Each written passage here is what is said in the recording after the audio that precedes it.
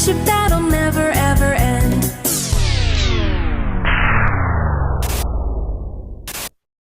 Run!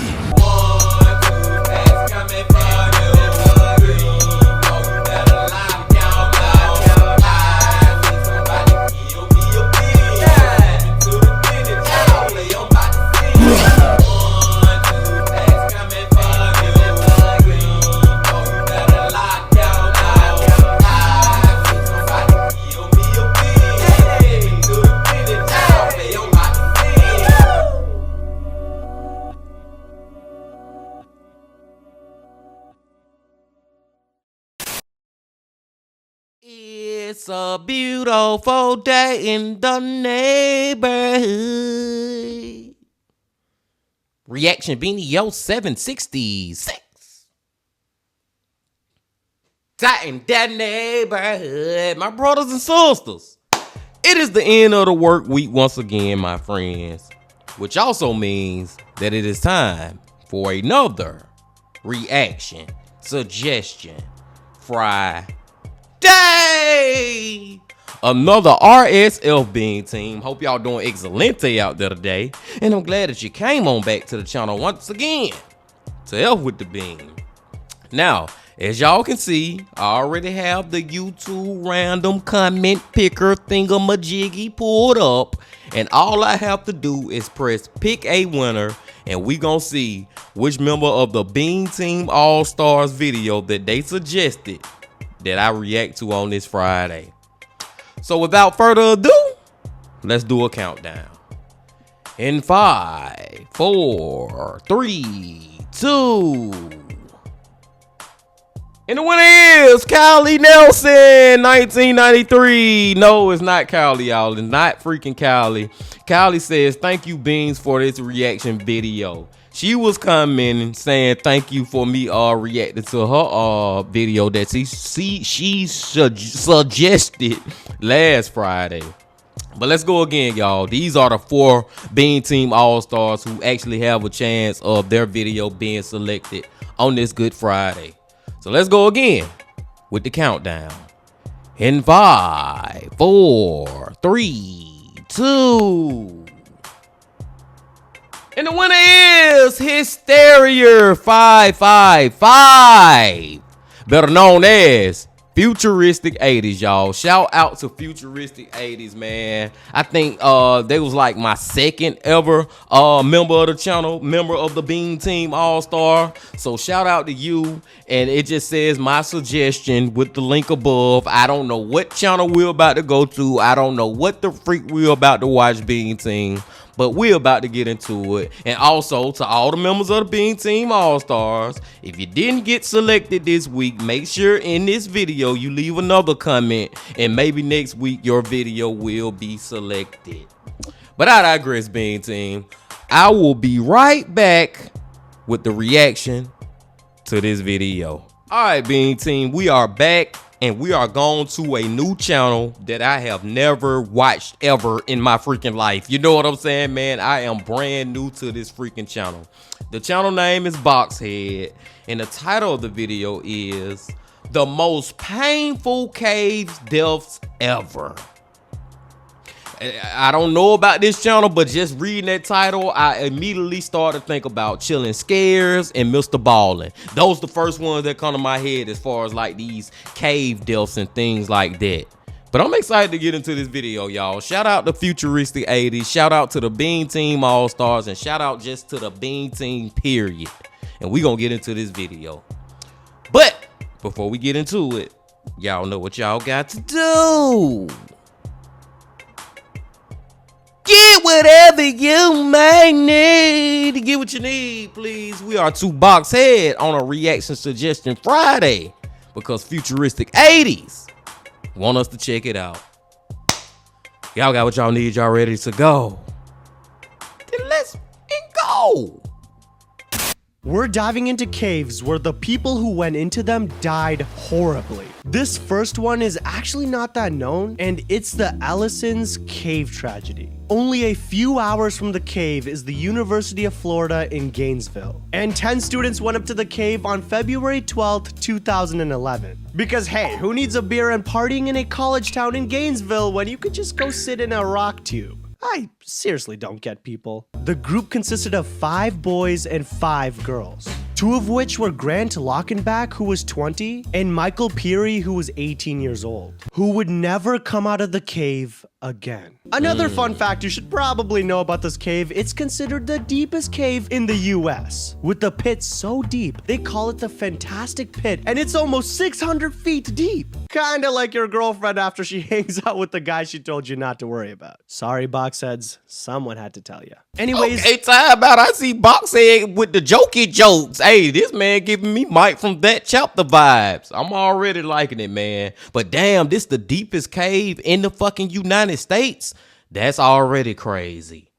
the group parks the car at the base of the mountain. And by the way, Ellison's Cave is located in Georgia, USA, and it is over 12 miles long. You could absolutely never convince me to get into one of these things after I researched this goddamn story. They're probably thinking to themselves, let's set our iPhone 4s down and really live in the moment. Hashtag live, laugh, love. Hashtag who needs emergency equipment. Hashtag subscribe to Boxhead. They didn't say that. And went up to the mountain towards the cave with what my mother would say is nothing on. It's February in the Appalachian Mountains. It's pretty damn cold. The group of 10 got to the cave entrance and looked at each other with suspense and thought what every college kid thinks when they're about to enter a really deep hole. Man, I should have brought some protection. But they went in without it anyways. The cave, I mean. The 10 college kids made their way deeper into the cave with every step sipping their little water. And someone totally said, guys, isn't it kind of nice we don't have our phones? Bro, I know, I feel like so zen right now. Bro, you dropped the bag. Bro, the girls are watching. I'll get it. Dude, that's a giant pit, what are you even doing? It's for the Vine, bruh. I can already see the comments. Actually, this was 2011 and Vine was only released in 2013. Yeah, so the bag fell into a pit called the warm-up pit, which was around 125 feet deep. There was a large, freezing waterfall that would soon make things very difficult.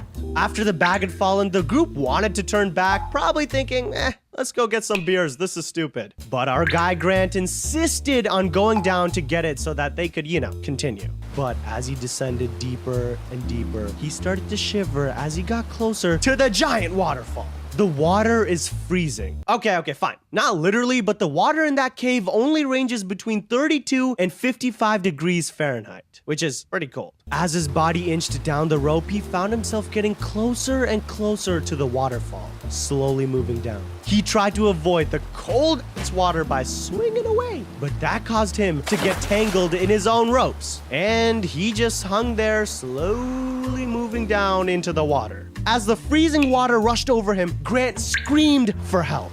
And Michael, a hero friend, got his harness on. And down he went after him.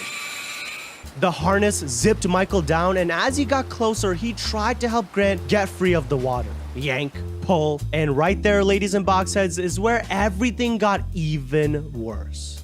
Man, I just gotta say that this whole thing should have never happened. The first dude should have never went down for this freaking bag. And now you add the friend, which I don't blame him, you know what I'm saying, for wanting to go down and potentially save his friend. He want to save his friend. But we should have never even got to this point. We should have just said, F that bag. You know what I'm saying? It's gone. We not climbing down no freaking cliff with a freaking waterfall right beside and this shit deep as hell. No, we should have never got to this point of what we see right now in this freaking illustration being team. Let's see where it's going, because Boxhead said it's gonna get even worse, and I believe it at this point. Rope twisted around Michael too. See, remember, they're on the same rope. The roaring water dragged at the rope, pulling it tighter and made both of them even more tangled. And shortly after Michael got down there, it dragged him too under the water. And guys, by this point, Grant was barely conscious. All right, so once Michael started freaking out, a few friends above decided, let's call for some help. and rushed down the mountain to where they parked their cars. 911, what's your emergency? My friends are stuck in the goddamn cave. Please send help. The authorities were called at 2:19 p.m. and they rushed over to the scene to hopefully help Grant and Michael. Move. The rescuers climbed down the cave walls and made their way to the scene where both Grant and Michael were tangled. They attached pulleys and went down to rescue them, praying it wasn't too late. But at 3:30, when the rescue team recovered their cold, stiff, pulseless bodies, they had already known that they had both died from hypothermia. The cave had echoes of the crying friends mourning the loss of the two boys. Shortly after the tragic loss, the University of Florida held a candlelight vigil for the loss of the students. By the way, they were both academic scholars and well-loved among their friends. The families mourned the loss of their boys, and the others in the cave would hold that memory forever. Now, this next guy was the same age as the last two, and he too would be stuck in a cave, but this time his body would never leave. This is the tragedy of Neil Moss. Neil Moss. No, Bean Team, I know y'all know this freaking face. I want to say it's from Mr. Ballin. It may be from Chillin' Scares, but I think it's one of the two. Seriously, man, I know this face and we know this case. We know this freaking story. But let's get a refresher on it. And as far as that first one goes, man, like I said, man, I just wish they would have never even, not the first dude, I wish he would have never went out after the bag, because it was a cause that caused an effect. You know what I'm saying? First him, and then now it's his friend trying to save him. Now it's just two people dead for no freaking reason, for real, other than a freaking bag. But this one, y'all, I remember this face from somewhere. Maybe even Mike from that chapter. I don't freaking know. Let's go. Moss was an undergraduate student at Balliol, Oxford, which means he was a pretty smarty pants, really thinking outside the box, huh? Which means, of course, we love him. It's March 22nd, 1959, and 8 people make their way into Peak Caverns in Derbyshire. God, the British really know how to make things sound like a full of goddamn crumpets, don't they? Anyways, there was this newly discovered vertical shaft that no one had been down before. And that shaft looked pretty goddamn big. That's what she said. God, I'm like 5 years old. The group of 8 people were cavers from the... Let me check my notes here. The British Speleological Association. Sure, bro. You're climbing into caves, yet you name it as if you guys are going to fill out that shit on some royal tax form. Like, hello? So yeah, they found this new shaft, and it was guessed that the depth of the shaft would be around like 40 feet, but they lowered to around 75 feet just to be sure. Moss kicked the ladder down the hole. The ladder dropped down and disappeared into the depths below. Oh, wait, boys, time to make some history. He probably said as he dropped in. One step at a time, Moss lowered himself into the vertical passage. There was a boulder that seemed to be blocking the way, and he tried to kick it out of the way, but then the worst possible thing happened. His body became trapped in a space just 18 inches wide. I'm stuck, he probably yelled. The group quickly tried to help him. They lowered ropes down. He would wrap them around himself and they would pull. They tried this over and over again, and each time the ropes would either tear or he wouldn't even move at all. And not to mention, well, I mean, this is the case for a lot of these stories we cover, but air quickly became a problem. See, this was a shaft that was about 40 feet vertical, and Neil's body made a better door than a window in regards to airflow. So the air down there was getting thin, or worse, polluted, with dust and other shit that goes down a shaft. As Neil was breathing in this air, he started becoming delirious and not at all aware of the danger he was in. Hey,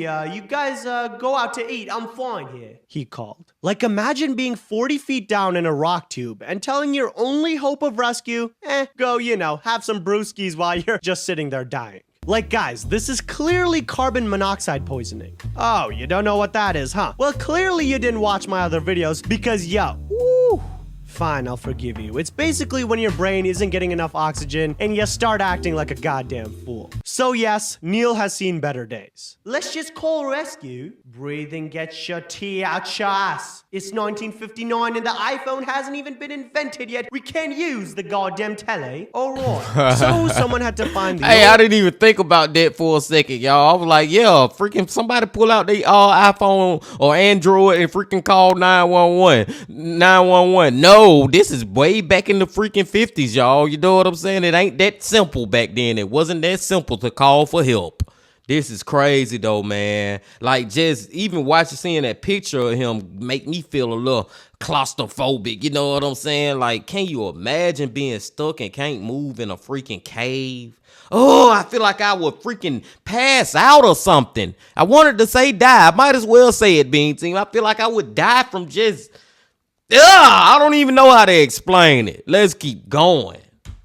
Telly and get someone to get this sorry son of a gun out of a goddamn rock hole. Wee woo, wee woo, wee woo. The ambulances and a bunch of volunteers rushed over to get this man out of the hole. They have tanks of oxygen, ropes, and a load of presumably some tea. But anyone who was lowering themselves into this cave quickly came back up because of the foul air. Okay, so it's now early in the morning on day 2, and the bad air drove back up more and more attempts to get him out. And the bad air was getting seriously bad. I mean, there were so many attempts to try and get him, but they seriously just kept coming back up. They tried over and over again to try to get this oxygen into the hole, but it never seemed to be enough. Of those who tried, there was a very brave girl at 18 years old. Her name was June Bailey, who was small enough to get to him, but quickly realized that she was becoming hypoxic by, going lower. So by now, he's been in this goddamn hole stuck for over 24 hours. But everyone that was trying to help felt like they couldn't give up.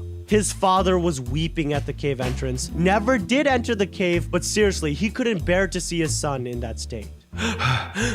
His breathing could still be heard. They knew he was still down there alive, but then the rain came down harder and harder. All personnel for your safety until the rain stops, stand down. That was the final order. The rain might have flooded the cavern and caused even more problems. The group retreated, and they waited. When the rain finally stopped, the group made their way back to the cave and just listened. Just nothing. Pure silence. At that very instance, the doctors determined a time of death of around 3 a.m. on Tuesday, March 24th. The doctors said that it was their first time giving a time of death without actually seeing the patient. Eric Moss, his father, broke down in tears, and he actually requested that they stop the rescue so that no more lives were lost in this cave. They decided later to seal the shaft, trapping his body there forever. And hold on, they renamed it from the Stalagmite Chamber in Peak Caverns to the Moss Chamber in his honor. And guys, look, I saved the most painful cave death for last.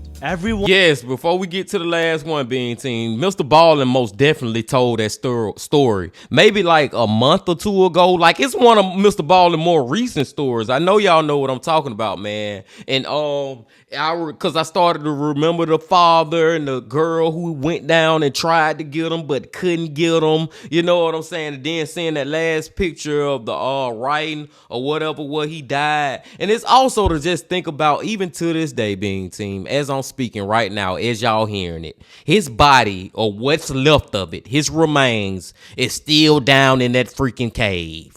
That is just rest in peace, man. Rest in peace. Hey, and one more thing real quick before we get to the last one also. I gotta say, Boxhead, he comes with blow after blow after blow after blow of jokes after jokes after jokes after jokes. You know what I'm saying? Like, you got to be paying attention to some of the stuff he's saying because he real slick with it, so to speak. But I'm enjoying this, man. I'm actually enjoying Boxhead right now. Now, looking at these two photos, I don't think I ever seen these photos or heard of this story.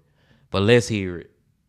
Meet Floyd Collins, who was born in 1887. Floyd wasn't just content with f***ing around underground for fun. No, he had bigger plans. Okay, caving was kind of like the NFT of Kentucky back then. Basically, he wanted to find a cave so impressive, so spectacular that people would actually pay to walk through it. Yeah, this was a time when charging people to see holes in the ground was a viable business plan. Floyd's great idea was Sand Cave, a part of the Mammoth Cave system in Kentucky, which, by the way, was one of the largest cave systems in the whole goddamn world. Mammoth Cave was already a big deal, tourists loved it, but Floyd, being the ambitious little guy that he was, thought that Sand Cave would be his big breakthrough. No, dude, seriously, this guy died trying to be a 1920s YouTuber. This shit is absolutely wild. So it's January 30th, 1925, and Floyd decides, let me head to the sand cave on a solo mission. Just him, a lantern, and his wild dreams of fame and fortune. Buddy, you're not Boxhead, little man. Anyways, he squeezes through a few tight passages, inch by inch, because apparently that was a definition of a good time back then. Now, when I say tight, nope.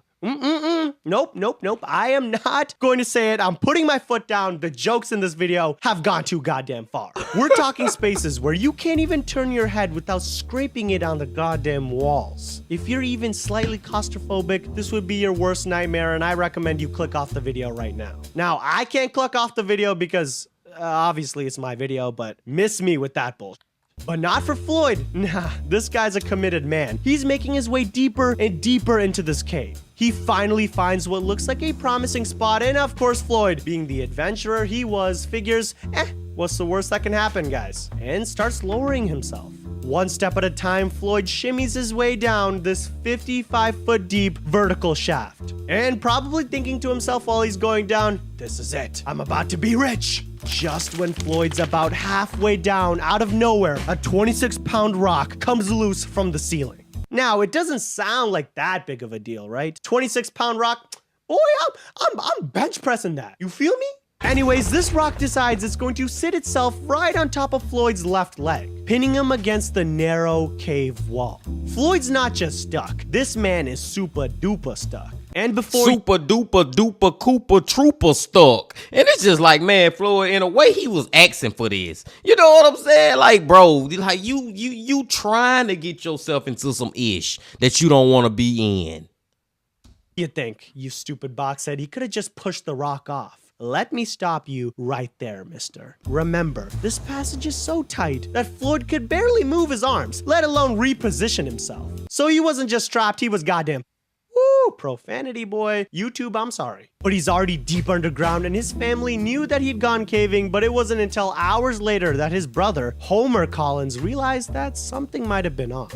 Homer goes to go check on Floyd and finds that Floyd is in the worst possible position. Floyd was wedged in there like a goddamn human cork in a wine bottle. They tried ropes, pulleys, brute strength, but each time the ropes would break or Floyd wouldn't even budge an inch. Like, guys, imagine the frustration of trying to pull a grown man out of a narrow hole in the ground using nothing but ropes. It's like trying to pull a couch up a goddamn spiral staircase, buddy. It's not happening. So, our guy Homer calls for help. And of course, word gets out, and in 1925, when word gets out, it really got out. Like, Floyd was the Hawk-Tuah girl of his time. And before you knew it, every journalist and their grandmother is flocking to Butt, Kentucky to cover this tragedy. By February 1st, Floyd being stuck in the hole was national news. Reporters were showing up with cameras, notepads, and a disturbing level of enthusiasm for a man trapped underground who might die. Eventually, thousands of hats were gathered around the cave to watch what exactly, I don't know. The dude stuck in a goddamn hole, like, what are they looking at? Guys, I'm being so serious about this. Vendors would set up food stands, locals sold souvenirs, and tourists treated the whole thing like some goddamn twisted carnival. Meanwhile, Floyd, yeah, he was still stuck in the hole. By now, professional rescue teams had arrived, armed with all kinds of gear.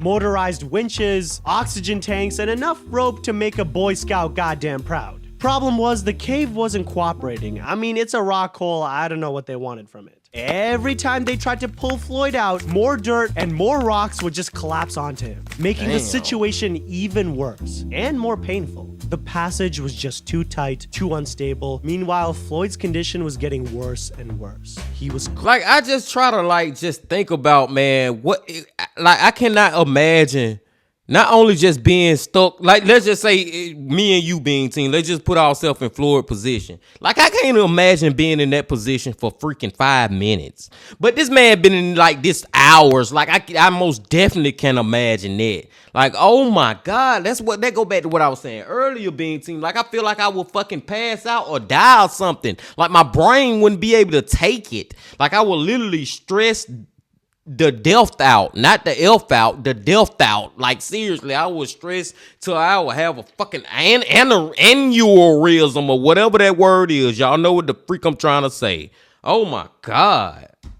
cold, exhausted, and started losing hope. They tried sending Floyd food and water through tubes, along with, of all things, whiskey. Yeah, guys, I mean, because you're trapped underground with no way out, I mean, you might as well have a goddamn drink, right? Despite their best efforts, though, nothing seemed to work, and Floyd was hanging on by a goddamn thread. The lack of oxygen was starting to become a problem, as it, tends to be for humans. He was becoming delirious, and at one point, he supposedly called up to the rescuers saying that he was ready to go to heaven. Yikes. As Floyd's condition deteriorated, the rescuers decided to change their tactics. Instead of trying to pull him straight out, they came up with this new idea. Dig a tunnel into the side of the cave and reach him that way. Yeah, it sounded brilliant on paper, but in reality, not so much. The cave was way too unstable, and every time they dug, more debris would fall, and days turned into weeks, and it became more and more clear that they were racing against time. But they kept digging. They dug through the rock, the mud, and anything else in their way, hoping that somehow they could reach Floyd before it was too late. Fast forward to February 16th, and it has nearly been 14 days since Floyd first got stuck. The rescue— 2 freaking weeks, Bing team.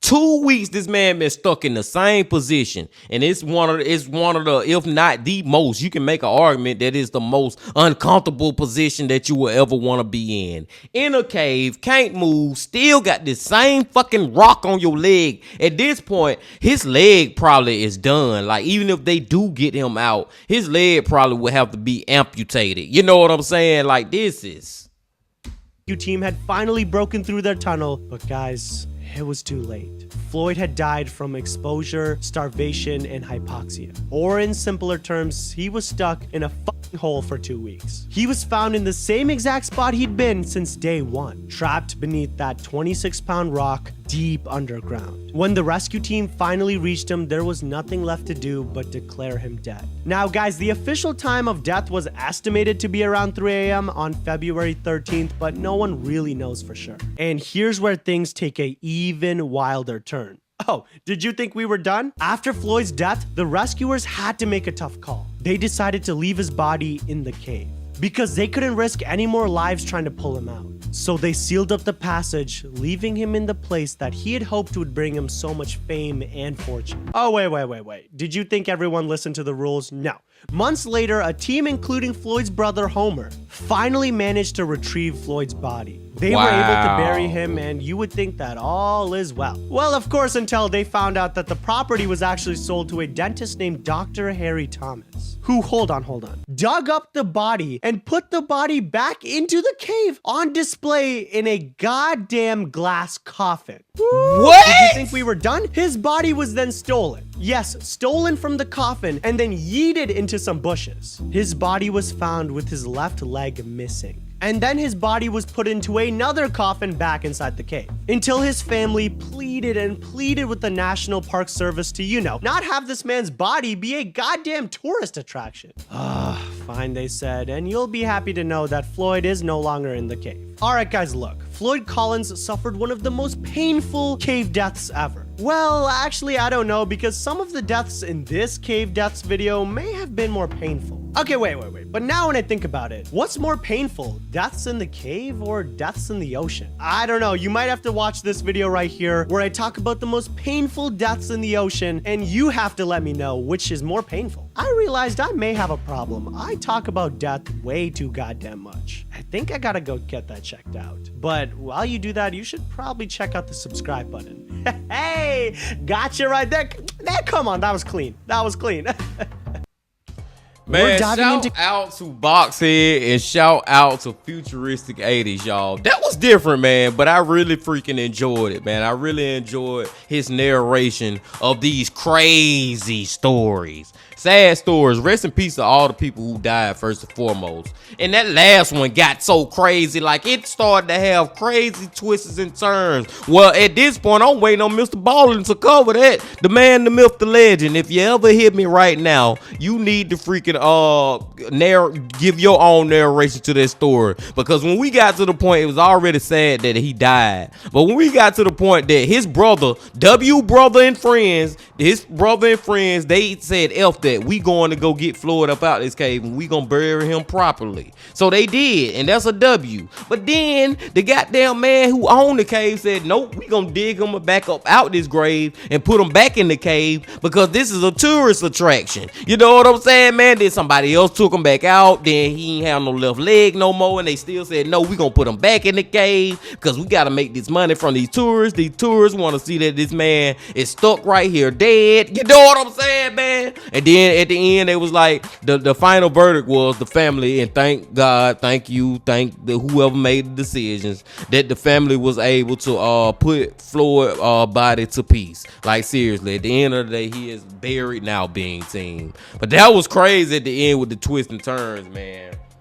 And like I said, shout out to Boxhead too, y'all, because Boxhead, he got his own sense of humor, and I like it. You know what I'm saying? I have no problem with it, man. Like, I think this guy does a great job with his channel, and also the illustration, the cartoon and stuff like that. You know what I'm saying? It's very different, man, than what we watch, but in a way, it's still the same because, you know, it's the type of stories that we watch and listen to and stuff. But he just does it in his own creative way.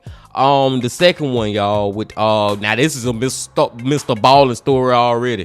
The second one, that dude, man, I just hate that he decided to go down that freaking hole and he got stuck and just nobody could get him out, man. And I can remember how distraught his father was and all that. Rest in peace to him too. And the first one.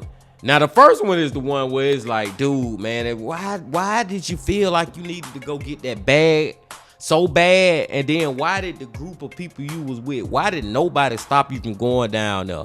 And I respect and honor the friend who decided, you know, even though my homeboy in a effed up situation, I gotta go save him.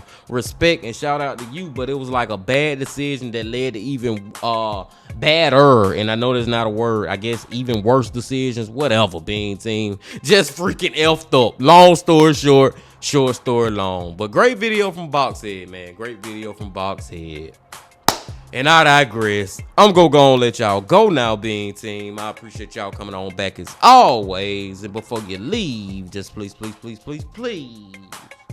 hit that like button, comment, subscribe, and do all that if you ain't did that yet. And remember this: love, peace, and happiness. Stay safe. Don't stop. Keep going. Yeah. If you're feeling lonely